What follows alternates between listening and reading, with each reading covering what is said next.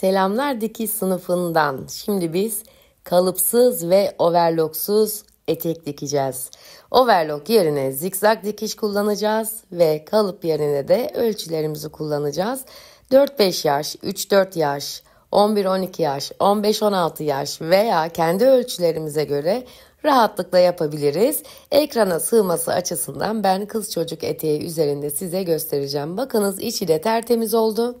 Etek boyunu kaç santim yapacaksak etek boyumuzdan 10 veya 12 santim fazlasından keseceğiz. Çocuk eteğinde kumaşın tam enini kullanmayacağız ama yetişkin eteğinde kumaşın tam enini hiç eksiltmeden kullanabiliriz. Elimizde gördüğünüz genişlikte ve bel ölçüsüne göre de lastiğimizi ayarlayarak istediğimiz şekilde bu eteği dikebiliriz.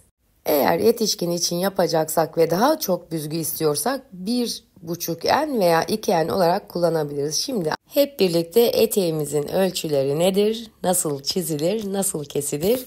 Keyifli seyirler. Malzemelerimi hazır ederek işe koyuluyorum. Pamuklu fisto bir kumaş tercih ettim. Ben bu eteği TRT çekiminde de canlı yayında anlatmıştım. Ölçülerim 150 santime 60 santim olacak. Bu 60 santimi dediğim gibi uzatabiliriz, kısaltabiliriz. Kenardaki fazlalığını çıkardım ben kumaştaki. Her kumaşta bu olmuyor. Siz çıkarmaya da bilirsiniz. Şimdi eteğimin ölçülerini kontrol ettikten sonra dört kenarına da makinede zikzak çekeceğim. Overlock da çekebilirsiniz ama açık haldeyken zikzak veya overlock çekmek daha kolay ve pratik oluyor.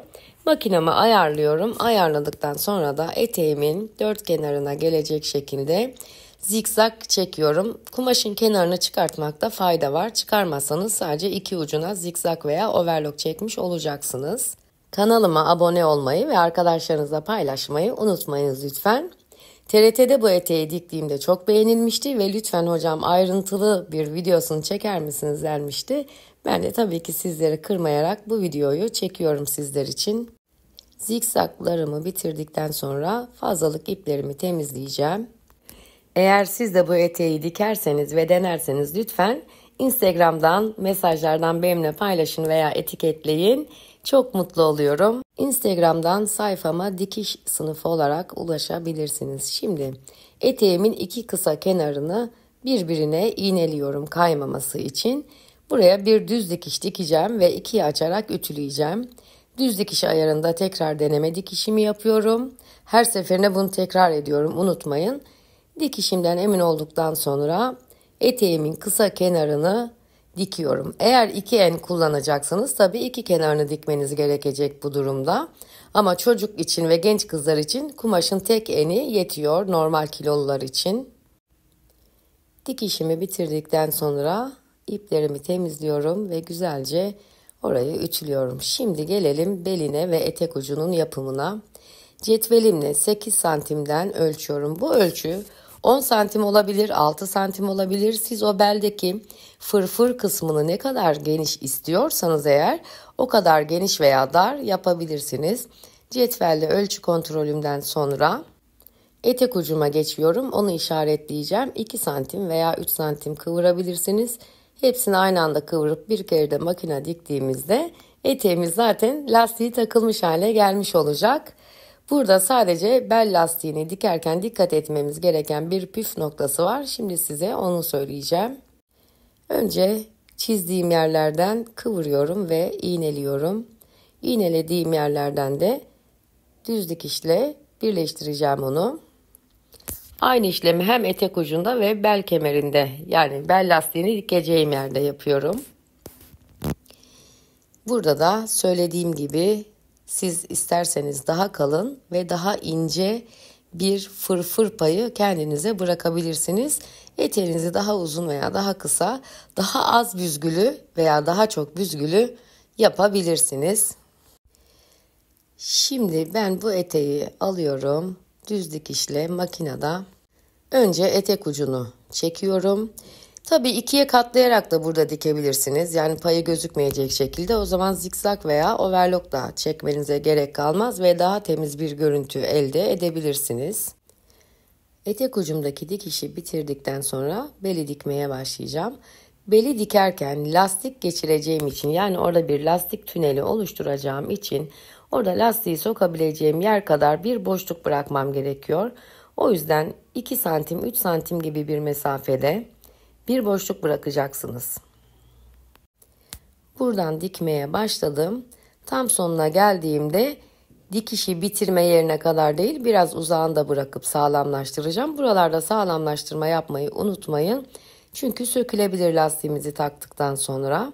Sonuna kadar değil, orada bir miktar boşluk bırakacak şekilde düz dikişimi diktikten sonra orada bir tünel oluşturmak için üstten lastiğimin genişliği kadar bir yerden daha düz dikiş dikeceğim. Dikişimi sağlamlaştırıyorum ve makineden çıkarıyorum. Siz de bu arada kanalıma abone olmayı unutmuyorsunuz. Yorum yazmayı hiç ama hiç unutmuyorsunuz. Sıra geldi lastik tünelimi oluşturmak için ikinci sıra dikişimi dikmeye. Lastiğimizin kalınlığı ne kadarsa o lastik kalınlığından yaklaşık olarak yarım santim 3 milim genişliğinde bir çizgi çiziyorum. Benim lastiğim 1,5 santim kalınlığındaydı. Ben 2 santimden makine dikişinden üzerine doğru, yani lastiğin beline doğru bir tekrar çiziyorum ve oraya düz dikiş dikeceğim ama bunda bu sefer boşluk bırakmayacağım. Tamamını dikmiş olacağım. Lastiğimi alt taraftan geçirdiğimde üst tarafta tekrar bir dikiş yapmam gerekmeyecek. Bu ölçü sizin tamamen lastiğinizin genişliğiyle ilgilidir.